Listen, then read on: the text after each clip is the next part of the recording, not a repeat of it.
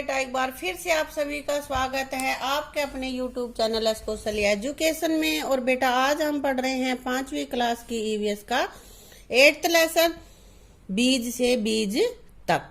यानी कि पहले बीज को बोएं और फिर दोबारा से पककर वो बीज बने, तब तक की ये बीच में क्या कुछ होता है वो हम पढ़ेंगे। तो ये सबसे पहले हमारे पास है बीज। कहाँ की बीज हमें कहाँ मिलते हैं। सलमा की अम्मी सब्जी बनाने के लिए भिंडी काट रही थी। देखो यहाँ पे भिंडी काट रही है। सलमा उनको एक एक भिंडी पकड़ा रही थी। सलमा भिंडियों की कटी हुई नोक को कभी अपने हाथ पर चिपकाती तो कभी माथे पर। चिपचिपी होती है ना भिंडी की नोक, उसके लिए यह खेल हो गया था। एक बार जब उसने भिंडी पकड़ाई तो अम्मी ने भिंडी काटते हुए कहा, सलमा यह तो पकी हुई है। देखो कितने मोटे मोटे बीज हैं इसमें। होता है ना, हम खाना जब बनाने के लिए काटते हैं तो कोई भी पका भी आ जाती है सब्जी, पकी हुई भी। सलमा, अम्मी जान भिंडी में इतने सारे बीज कहाँ से आए? भिंडी में बहुत सारे बीज होते हैं ना बेटा। नहीं पता है तो तुम भी आज मम्मी सब्जी काटे तो देखना उसको, है।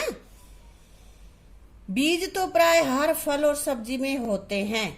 सलमा, अम्मी तो क्या हम बीजों को भी खाते हैं? हाँ, गेहूं, चावल, चना, बाजरा, जीरा, सौंफ आदि बीज ही तो हैं। कौन कौन से बीज खाते हो तुम? गेहूं, चावल, चना, बाजरा, जीरा, सौंफ, राई, अजवाइन वगैरह ये सब बीज होते हैं और इनको हम खाते हैं बेटा। तब देख लेते हैं भिंडी के बीजों का रंग और आकार कैसा है। ये अपने घर जाके देखना तुम कैसा होता है। भिंडी का आकार गोल होता है, भिंडी के बीजों का आकार गोल होता है और रंग हल्का हल्का भूरा सा होता है।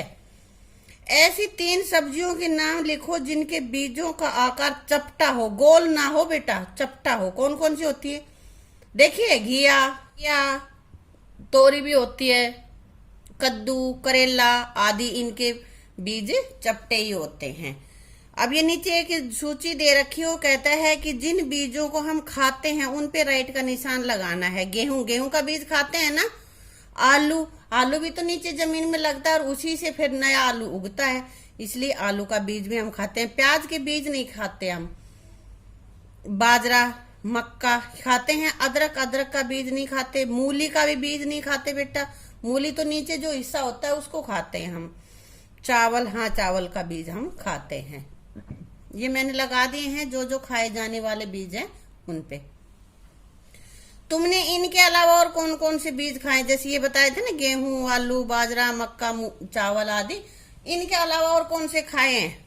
जीरा खाते हो सब्जी में, सौंफ, राई भी सब्जी में डालते हैं, बादाम भी खाए हैं, अजवाइन भी। ये और भी हैं, जरूरी नहीं है कि यही है। तुमने कुछ और खाए होंगे, तुम वो और भी लिख सकते हो।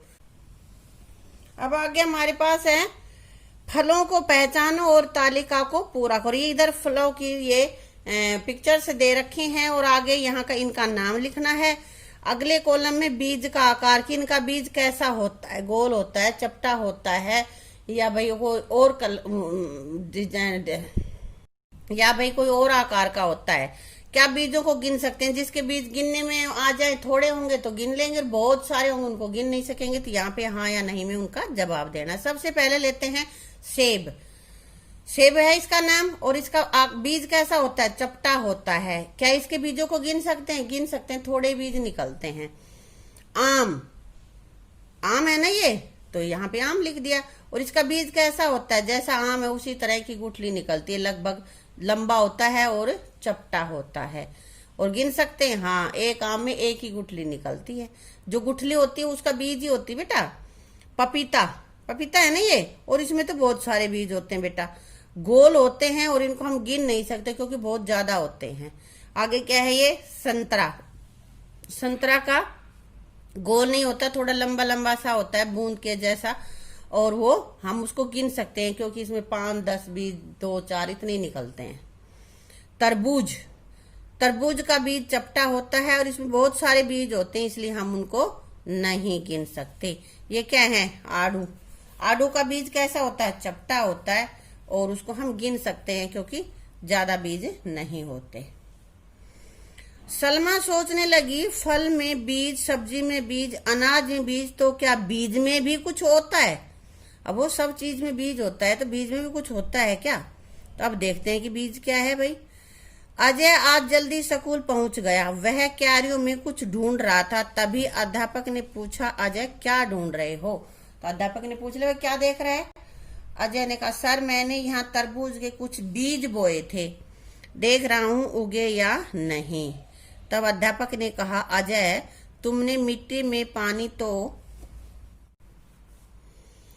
अगले दिन उसने अध्यापक से इस बारे में पूछा तो बताया कि कई बार नीम की निबोलियां और तुलसी के बीज नीचे गिर जाते हैं, बरसात के मौसम में उग जाते हैं। होता है बेटा, ऐसा तो है ना। अपने स्कूल में भी देखो, नीम के नीचे काफी नीम उगे हुए होते हैं, है ना। चले रामू की बाड़ी में, रामू ने बाड़ी बो रखी है, उसकी तरफ चल रहे हैं। भाई देखो इसकी बाड़ी में क्या कुछ उगा हुआ है। रामू ने घिया बोने के लिए खेत तैयार किया और उसने घिया के कुछ बीज बो दिए। ये देखो बेल बनी हुई है घिया की। कुछ दिनों बाद बीजों से छोटे छोटे पौधे निकल आए। पहले ये बीज था, बोया तो ये बेल बनी, और उसके बाद फिर इसमें देखो ये फूल आ गया, यहाँ पे घिया भी लग रही है। और ये घिया तो उगती और बड़ी होती तुम सबने ही देख रखी है ना। नहीं देखी है तो उसको अब ध्यान से देखना कि जब भी बारिश का मौसम होता है तो घर में बोई जाती है। कुछ दिनों बाद बीजों से छोटे छोटे पौधे निकल आए, उससे बेलें बनी और फिर उन पर फूल लगे और फूलों से फल यानी कि घिया बन गई। रामू हर साल कुछ अच्छी घिया खेत में ही छोड़ देता है, पक जाने पर उनके बीज बोने के लिए रख लेता है। इन बीजों से घिया की पैदावार अधिक होती है। अब नीचे बेटा देखो कुछ खाली स्थान दे रखे थे, वो मैंने फिल कर लिए हैं। और इस जो ये हमारा बॉक्स दे रखे, इसी में से छांट के भरने हैं, पूरा करना है इसको। जो एक पैराग्राफ है इसको, जैसे अनीता ने कुछ लिए, क्या लेगी? सबसे पहले क्या करेगी बेटा? बीज लिए। उसने को मिट्टी में दबा दिया। किसको? बीजों को मिट्टी में दबा दिया। बीज बोने की प्रक्रिया चल रही है ये। फिर उसने क्यारी में पानी डाला। बीज बोने के बाद पानी डालना पड़ता है। और सूर्य की गर्मी पाकर बीज उग आए। यहां से निकाले मैंने सारे ये। अंकुरित बीजों को देखकर वह क्या हुई? खुश हुई, बहुत खुश हुई वो। अंकुरित मूंग की चाट। मूंग सब अंकुरित कर लेते हैं ना, ये जो बोलते हैं ना स्प्राउट को हिंदी में अंकुरित ही बोलते हैं। अंकुरित जो बीज होते हैं उनको इंग्लिश में स्प्राउट कहते हैं। और तुम में से बहुत सारे बच्चे ऐसे हैं जो स्प्राउट खाते हैं। थोड़े थोड़े अंकुरित हो जाते हैं ना, तब उनको खाते हैं। माँ ने नैन्सी को थोड़े से मूंग भिगोने को कहा। नैन्सी ने रात को पतीले में मूंग भिगो दिए। अगले दिन प्रातःकाल उसकी माँ ने भीगे हुए मूंग एक गीले सूती कपड़े में लपेटकर रख दिए। 2 दिन बाद नैन्सी ने देखा कि कपड़े में से धागे जैसी कोई चीज निकली हुई थी। पूछने पर उसकी माँ ने बताया मूंग अंकुरित हो गए। नैन्सी बहुत खुश हुई। वह उनसे अपनी मनपसंद चाट बनाएगी। अब बेटा वो देख के कि मैंने उगाए थे वो अंकुरित हो गए हैं तो बहुत खुश हुई। इसी तरह से तुम भी अपने मूंग अंकुरित करना। थोड़े से मूंग लेना और जैसे इसने बता रखा है ऐसे ही अंकुरित करके देखना और फिर उनकी चाट बनाना। बहुत टेस्ट आएगा तुम्हें, ठीक है। अब बेटा आगे ये तुम्हें खुद करने का है। एक जना भी उगा लो सारी चीजें बारी अलग अलग कपड़े में लेके ना।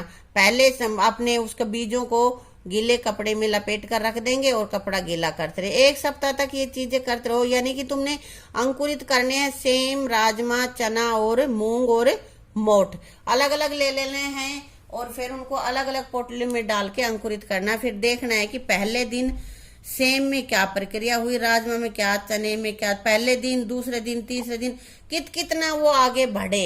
ये सारा हमें इसमें लिखना है बेटा। ये चार्ट बना लेना वहां पे। ये तुम्हारा होमवर्क है, तुम्हें ये अपने आप ही करना है। और ये इसमें फिर बाद में उग जाएंगे। उसके बाद हम ये करेंगे कि किन बीजों का अंकुरण सबसे पहले हुआ और कौन से बीज सबसे बाद में उगे। इनमें से कोई तो ऐसा होगा बहुत जल्दी उग जाएगा, मूंग है जैसे तुरंत उग जाते हैं, और कुछ ऐसे हैं जो बहुत दिनों बाद उगेंगे, 2 दिन, 3 दिन, 5 दिन, 6 दिन बाद। तो उनको ऐसे इसमें लिखना है, ठीक है। तो बेटा इस चैप्टर का कुछ पोर्शन हमने किया है वो यहीं तक करेंगे, आगे का हम करेंगे अपनी अगली वीडियो में, ठीक है। Thank you.